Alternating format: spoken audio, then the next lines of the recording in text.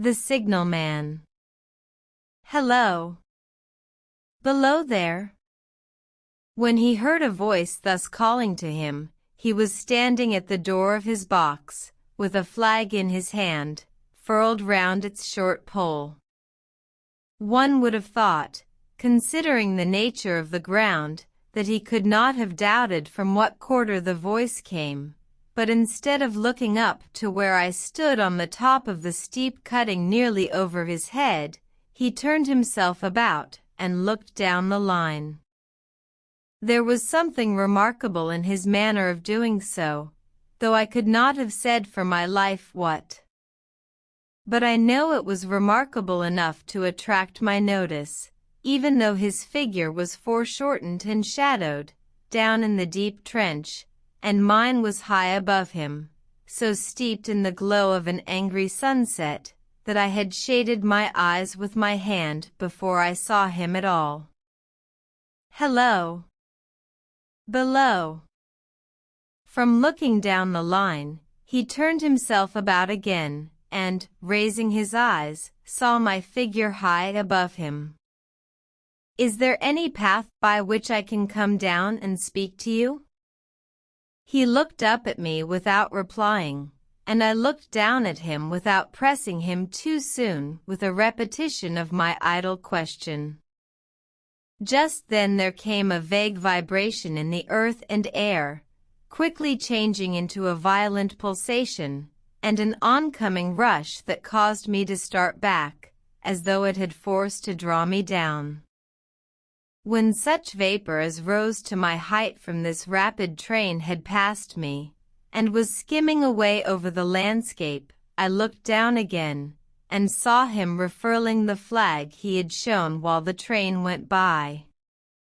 I repeated my inquiry. After a pause, during which he seemed to regard me with fixed attention, he motioned with his rolled-up flag towards a point on my level, some 200 or 300 yards distant. I called down to him, "All right," and made for that point. There, by dint of looking closely about me, I found a rough zigzag descending path notched out, which I followed. The cutting was extremely deep and unusually precipitate.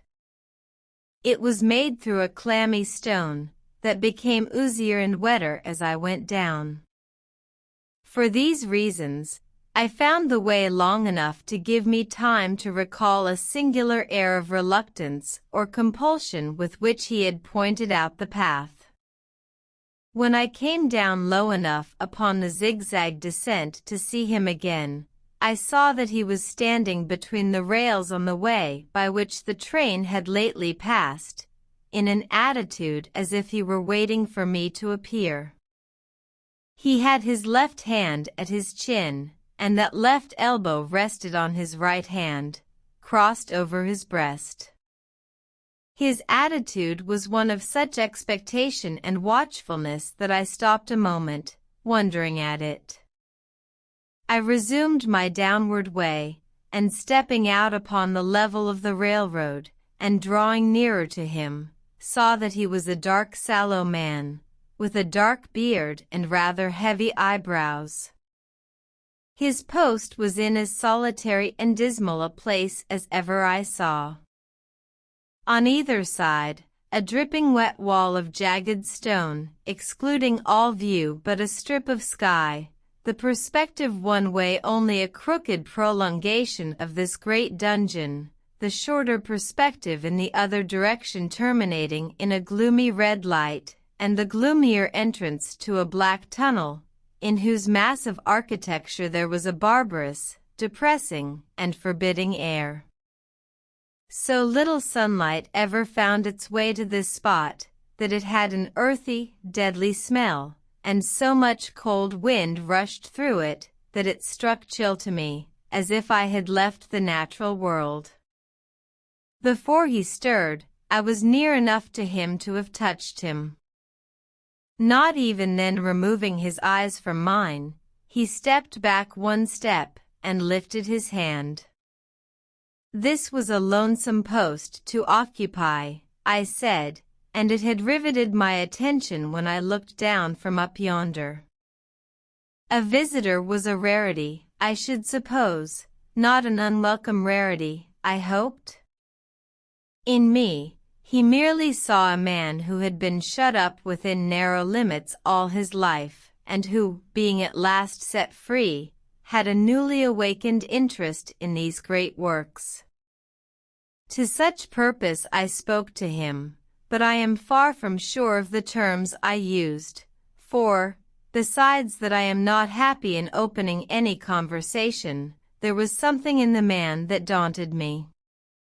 He directed a most curious look towards the red light near the tunnel's mouth, and looked all about it, as if something were missing from it, and then looked at me. That light was part of his charge?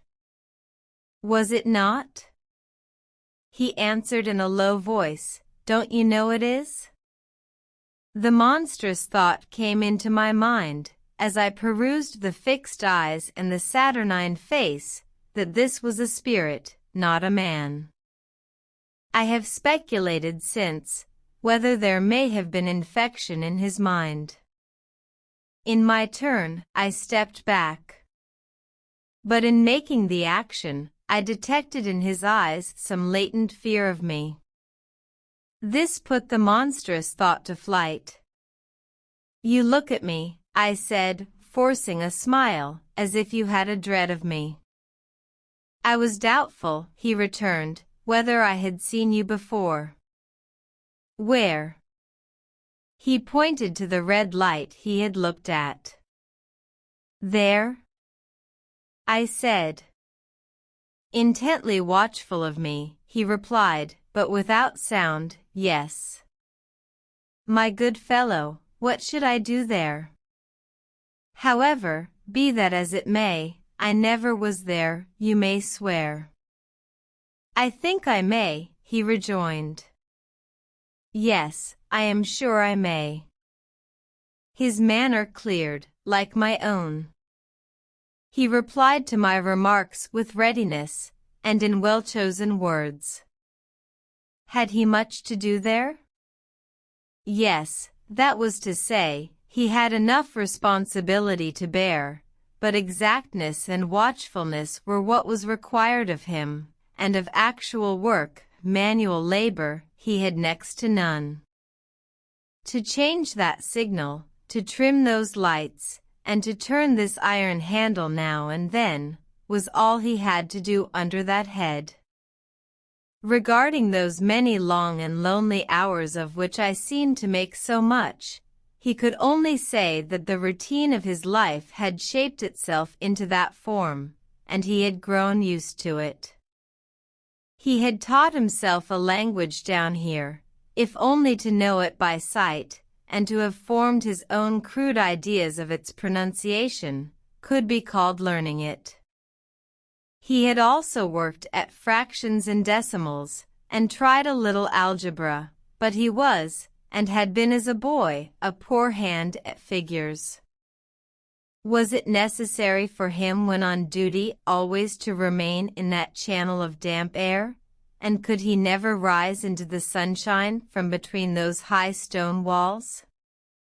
Why, that depended upon times and circumstances. Under some conditions there would be less upon the line than under others, and the same held good as to certain hours of the day and night. In bright weather, he did choose occasions for getting a little above these lower shadows, but, being at all times liable to be called by his electric bell, and at such times listening for it with redoubled anxiety, the relief was less than I would suppose. He took me into his box, where there was a fire, a desk for an official book in which he had to make certain entries, a telegraphic instrument with its dial, face, and needles, and the little bell of which he had spoken. On my trusting that he would excuse the remark that he had been well educated, and, I hoped I might say without offense, perhaps educated above that station, he observed that instances of slight incongruity in such wise would rarely be found wanting among large bodies of men, that he had heard it was so in workhouses, in the police force, even in that last desperate resource, the army, and that he knew it was so, more or less, in any great railway staff. He had been, when young, if I could believe it, sitting in that hut, he scarcely could, a student of natural philosophy, and had attended lectures, but he had run wild, misused his opportunities, gone down, and never risen again. He had no complaint to offer about that. He had made his bed, and he lay upon it. It was far too late to make another. All that I have here condensed, he said in a quiet manner, with his grave dark regards divided between me and the fire. He threw in the word, sir, from time to time, and especially when he referred to his youth, as though to request me to understand that he claimed to be nothing but what I found him. He was several times interrupted by the little bell, and had to read off messages, and send replies. Once he had to stand without the door, and display a flag as a train passed, and make some verbal communication to the driver. In the discharge of his duties, I observed him to be remarkably exact and vigilant, breaking off his discourse at a syllable, and remaining silent until what he had to do was done. In a word, I should have set this man down as one of the safest of men to be employed in that capacity, but for the circumstance that while he was speaking to me he twice broke off with a fallen color, turned his face towards the little bell when it did not ring, opened the door of the hut, which was kept shut to exclude the unhealthy damp, and looked out towards the red light near the mouth of the tunnel. On both of those occasions, he came back to the fire with the inexplicable air upon him which I had remarked, without being able to define, when we were so far asunder. Said I, when I rose to leave him, you almost make me think that I have met with a contented man. I am afraid I must acknowledge that I said it to lead him on. I believe I used to be so, he rejoined, in the low voice in which he had first spoken, but I am troubled, sir, I am troubled. He would have recalled the words if he could. He had said them, however, and I took them up quickly. With what? What is your trouble? It is very difficult to impart, sir. It is very, very difficult to speak of. If ever you make me another visit, I will try to tell you. But I expressly intend to make you another visit. Say, when shall it be? I go off early in the morning, and I shall be on again at 10 tomorrow night, sir. I will come at 11. He thanked me, and went out at the door with me. I'll show my white light, sir, he said, in his peculiar low voice, till you have found the way up. When you have found it, don't call out. And when you are at the top, don't call out. His manner seemed to make the place strike colder to me, but I said no more than, very well. And when you come down tomorrow night, don't call out. Let me ask you a parting question. What made you cry, hello? Below there, tonight? Heaven knows, said I, I cried something to that effect. Not to that effect, sir. Those were the very words. I know them well. Admit those were the very words. I said them, no doubt, because I saw you below. For no other reason? What other reason could I possibly have? You had no feeling that they were conveyed to you in any supernatural way? No. He wished me good night and held up his light. I walked by the side of the down line of rails, with a very disagreeable sensation of a train coming behind me, until I found the path. It was easier to mount than to descend, and I got back to my inn without any adventure. Punctual to my appointment, I placed my foot on the first notch of the zigzag next night, as the distant clocks were striking 11. He was waiting for me at the bottom, with his white light on. I have not called out, I said, when we came close together. May I speak now? By all means, sir. Good night, then, and here's my hand. Good night, sir, and here's mine. With that we walked side by side to his box, entered it, closed the door, and sat down by the fire. I have made up my mind, sir, he began, bending forward as soon as we were seated, and speaking in a tone but a little above a whisper, that you shall not have to ask me twice what troubles me. I took you for someone else yesterday evening. That troubles me. That mistake? No. That someone else. Who is it? I don't know. Like me? I don't know. I never saw the face.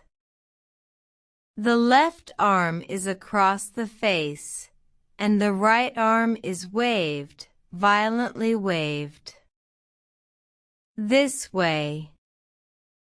I followed his action with my eyes, and it was the action of an arm gesticulating, with the utmost passion and vehemence, for God's sake, clear the way. One moonlight night, said the man, I was sitting here, when I heard a voice cry, "Hello! Below there!" I started up, looked from that door, and saw this someone else standing by the red light near the tunnel, waving as I just now showed you. The voice seemed hoarse with shouting, and it cried, "Look out! Look out!" And then again, "Hello! Below there! Look out!" I caught up my lamp, turned it on red, and ran towards the figure, calling, "What's wrong? What has happened? Where?" It stood just outside the blackness of the tunnel. I advanced so close upon it that I wondered at its keeping the sleeve across its eyes.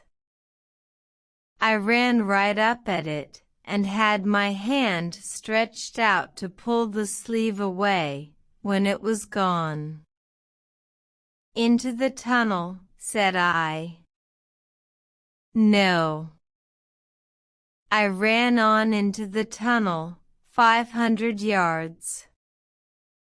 I stopped and held my lamp above my head, and saw the figures of the measured distance, and saw the wet stains stealing down the walls and trickling through the arch.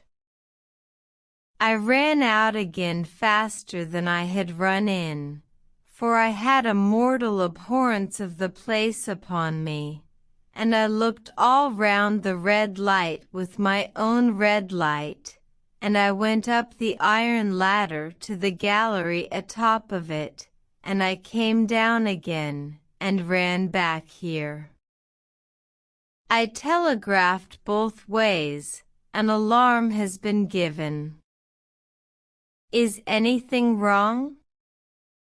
The answer came back, both ways, all well.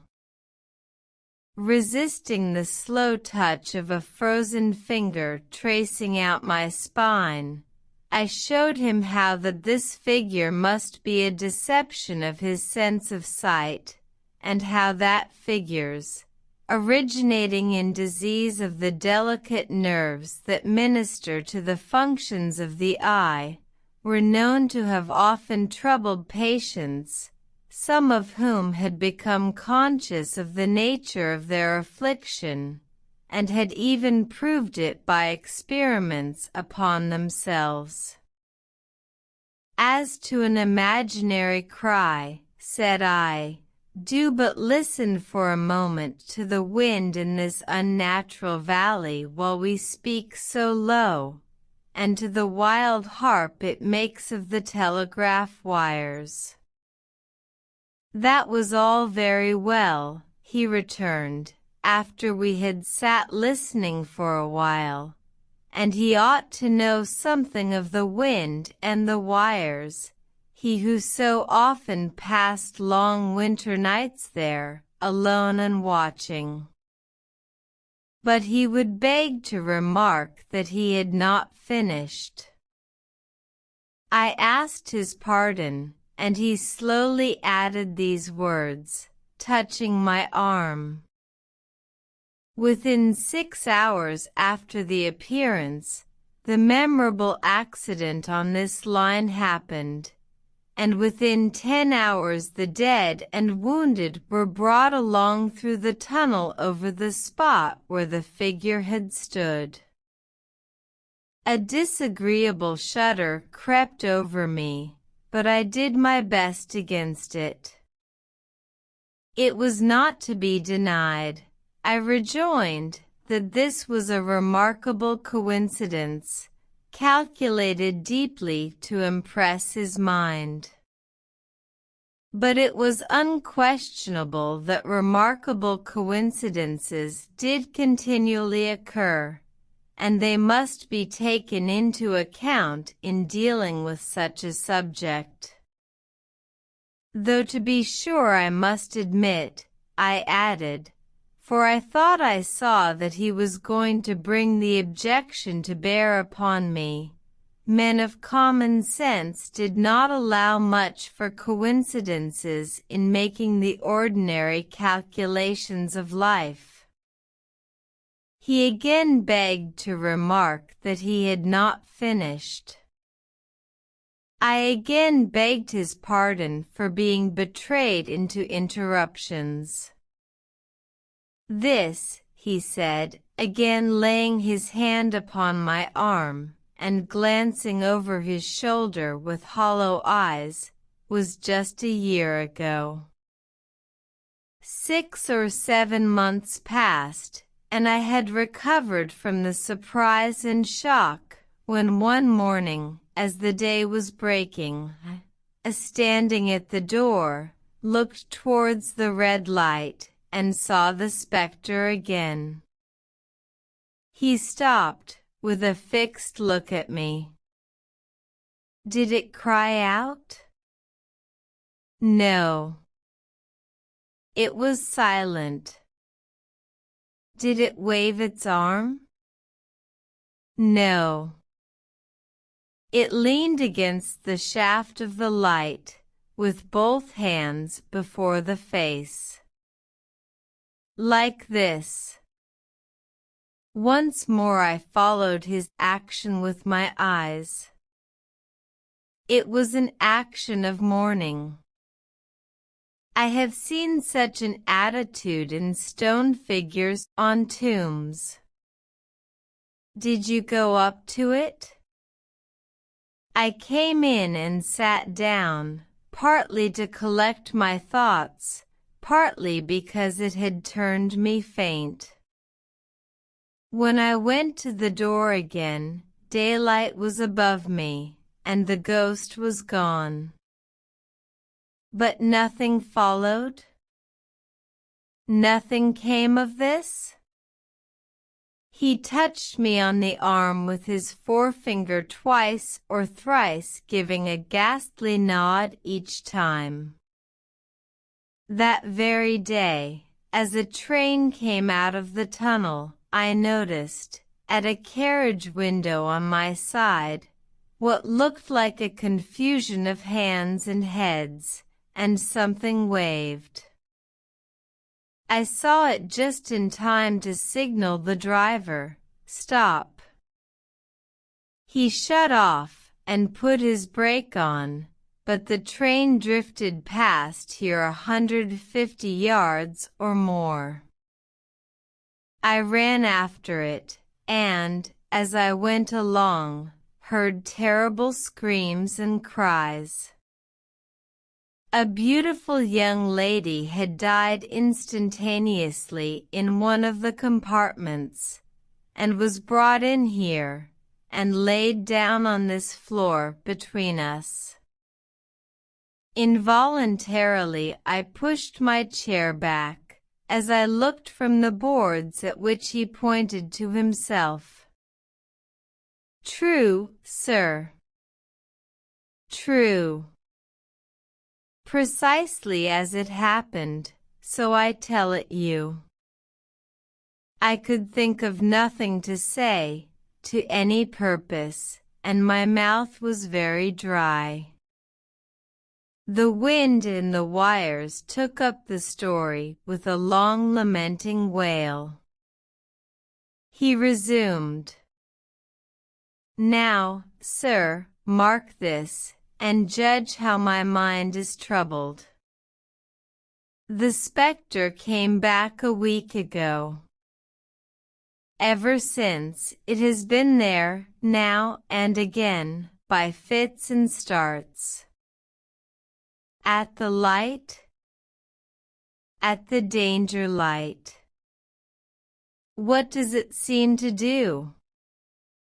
He repeated, if possible with increased passion and vehemence, that former gesticulation of, for God's sake, clear the way. Then he went on.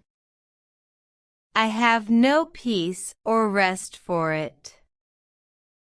It calls to me, for many minutes together, in an agonized manner, below there. Look out! Look out! It stands waving to me. It rings my little bell. I caught at that. Did it ring your bell yesterday evening when I was here, and you went to the door? Twice. Why, see, said I, how your imagination misleads you. My eyes were on the bell, and my ears were open to the bell, and if I am a living man, it did not ring at those times. No, nor at any other time, except when it was rung in the natural course of physical things by the station communicating with you. He shook his head. I have never made a mistake as to that yet, sir. I have never confused the spectre's ring with the man's. The ghost's ring is a strange vibration in the bell that it derives from nothing else, and I have not asserted that the bell stirs to the eye.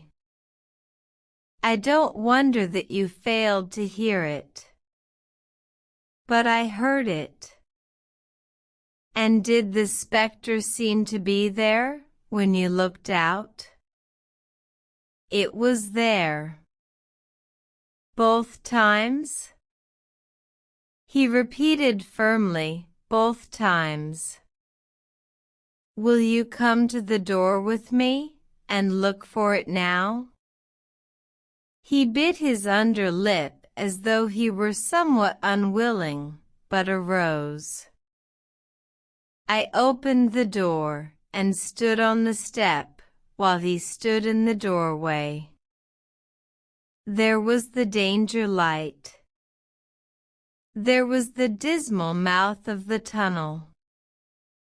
There were the high, wet stone walls of the cutting. There were the stars above them. Do you see it? I asked him, taking particular note of his face. His eyes were prominent and strained, but not very much more so, perhaps, than my own had been when I had directed them earnestly towards the same spot. No, he answered. It is not there. Agreed, said I. We went in again, shut the door, and resumed our seats. I was thinking how best to improve this advantage, if it might be called one, when he took up the conversation in such a matter-of-course way, so assuming that there could be no serious question of fact between us, that I felt myself placed in the weakest of positions. By this time you will fully understand, sir, he said, that what troubles me so dreadfully is the question, what does the spectre mean? I was not sure, I told him, that I did fully understand. What is its warning against? He said, ruminating, with his eyes on the fire, and only by times turning them on me. What is the danger? Where is the danger? There is danger overhanging somewhere on the line. Some dreadful calamity will happen. It is not to be doubted this third time, after what has gone before. But surely this is a cruel haunting of me. What can I do? He pulled out his handkerchief and wiped the drops from his heated forehead. If I telegraph danger, on either side of me, or on both, I can give no reason for it, he went on, wiping the palms of his hands. I should get into trouble, and do no good. They would think I was mad. This is the way it would work. Message, danger. Take care. Answer, what danger? Where? Message, don't know. But, for God's sake, take care. They would displace me. What else could they do? His pain of mind was most pitiable to see. It was the mental torture of a conscientious man, oppressed beyond endurance by an unintelligible responsibility involving life. When it first stood under the danger light, he went on, putting his dark hair back from his head, and drawing his hands outward across and across his temples in an extremity of feverish distress. "Why not tell me where that accident was to happen, if it must happen? Why not tell me how it could be averted, if it could have been averted? When on its second coming it hit its face, why not tell me, instead, she is going to die? Let them keep her at home." If it came, on those 2 occasions, only to show me that its warnings were true, and so to prepare me for the third, why not warn me plainly now? And I, Lord help me, a mere poor signalman on this solitary station.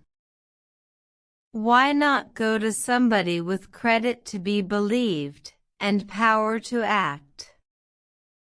When I saw him in this state, I saw that for the poor man's sake, as well as for the public safety, what I had to do for the time was to compose his mind.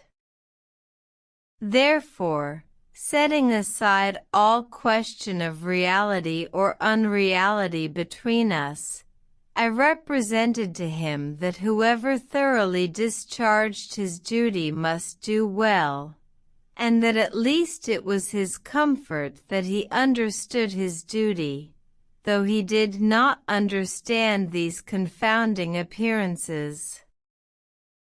In this effort I succeeded far better than in the attempt to reason him out of his conviction. He became calm. The occupations incidental to his post as the night advanced began to make larger demands on his attention, and I left him at 2 in the morning. I had offered to stay through the night, but he would not hear of it. That I more than once looked back at the red light as I ascended the pathway, that I did not like the red light, and that I should have slept but poorly if my bed had been under it, I see no reason to conceal. Nor did I like the 2 sequences of the accident and the dead girl. I see no reason to conceal that either. But what ran most in my thoughts was the consideration how ought I to act, having become the recipient of this disclosure? I had proved the man to be intelligent, vigilant, painstaking, and exact, but how long might he remain so, in his state of mind? Though in a subordinate position, still he held a most important trust, and would I, for instance, like to stake my own life on the chances of his continuing to execute it with precision? Unable to overcome a feeling that there would be something treacherous in my communicating what he had told me to his superiors in the company, without first being plain with himself and proposing a middle course to him, I ultimately resolved to offer to accompany him, otherwise keeping his secret for the present, to the wisest medical practitioner we could hear of in those parts, and to take his opinion. A change in his time of duty would come round next night, he had apprised me, and he would be off an hour or 2 after sunrise, and on again soon after sunset. I had appointed to return accordingly. Next evening was a lovely evening, and I walked out early to enjoy it. The sun was not yet quite down when I traversed the field path near the top of the deep cutting. I would extend my walk for an hour, I said to myself, half an hour on and half an hour back, and it would then be time to go to my signalman's box. Before pursuing my stroll, I stepped to the brink and mechanically looked down from the point from which I had first seen him. I cannot describe the thrill that seized upon me when, close at the mouth of the tunnel, I saw the appearance of a man, with his left sleeve across his eyes, passionately waving his right arm. The nameless horror that oppressed me passed in a moment, for in a moment I saw that this appearance of a man was a man indeed, and that there was a little group of other men, standing at a short distance, to whom he seemed to be rehearsing the gesture he made. The danger light was not yet lighted. Against its shaft, a little low hut, entirely new to me, had been made of some wooden supports and tarpaulin. It looked no bigger than a bed. With an irresistible sense that something was wrong, with a flashing self-reproachful fear that fatal mischief had come of my leaving the man there, and causing no one to be sent to overlook or correct what he did, I descended the notched path with all the speed I could make. "What is the matter?" I asked the men. "Signalman killed this morning, sir." "Not the man belonging to that box?" "Yes, sir." "Not the man I know?" "You will recognize him, sir, if you knew him," said the man who spoke for the others, solemnly uncovering his own head, and raising an end of the tarpaulin, for his face is quite composed. "Oh, how did this happen? How did this happen?" I asked, turning from one to another as the hut closed in again. "He was cut down by an engine, sir." No man in England knew his work better. But somehow he was not clear of the outer rail. It was just at broad day. He had struck the light and had the lamp in his hand. As the engine came out of the tunnel, his back was towards her, and she cut him down. That man drove her, and was showing how it happened. "Show the gentleman, Tom." The man, who wore a rough dark dress, stepped back to his former place at the mouth of the tunnel. "Coming round the curve in the tunnel, sir," he said, "I saw him at the end, like as if I saw him down a perspective glass. There was no time to check speed, and I knew him to be very careful. As he didn't seem to take heed of the whistle, I shut it off when we were running down upon him, and called to him as loud as I could call." "What did you say?" "I said, 'Below there. Look out! Look out! For God's sake, clear the way.'" I started. Ah! It was a dreadful time, sir. I never left off calling to him. I put this arm before my eyes not to see, and I waved this arm to the last, but it was no use. Without prolonging the narrative to dwell on any one of its curious circumstances more than on any other, I may, in closing it, point out the coincidence that the warning of the engine driver included not only the words which the unfortunate signalman had repeated to me as haunting him, but also the words which I myself, not he, had attached, and that only in my own mind, to the gesticulation he had imitated. The end.